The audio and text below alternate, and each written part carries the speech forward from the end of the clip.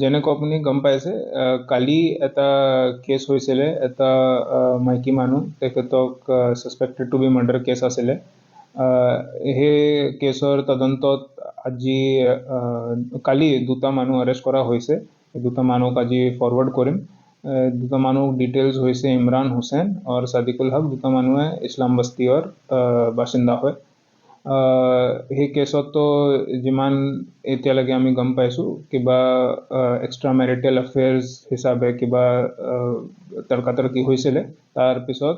সেইটো মাৰ্ডাৰত ৰিজাল্ট কৰা হৈছে অ্যাকিউজডৰ নাম হৈছে ইমৰান হুছেইন আৰু সাদিকুল হক দুটাই ইছলাম বস্তিৰ বাসিন্দা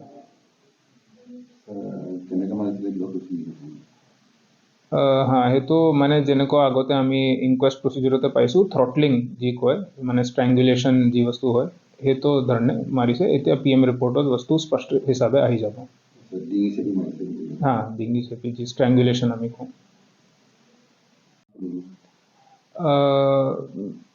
এতিয়াতো নাই আমি মানে ইনভেষ্টিগেশ্যন এতিয়া শেষে হৈছে বস্তু গোটেই আমি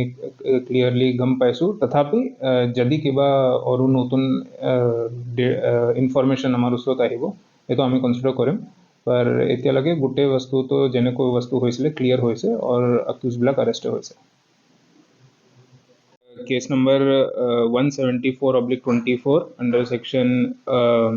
370 468 420 आईपीसी ये तो हमार इमोरल ट्रैफिकिंग ह्यूमन ट्रैफिकिंग और केस आছিলে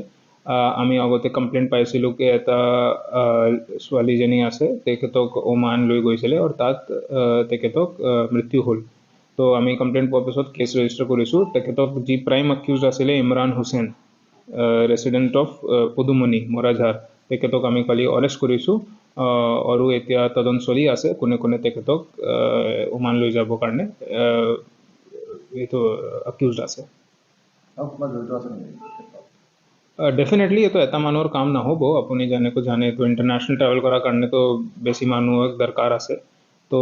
আছে আমি এতিয়া টেকনিকেল সাৰ্ভেইলেন্স টেকনিকেল ইনভেষ্টিগেশ্যন কৰি আছোঁ কিবা কিবি হোৱাটছএপ গ্ৰুপে পাইছোঁ তাত কোনে কোনে মেম্বাৰ আছে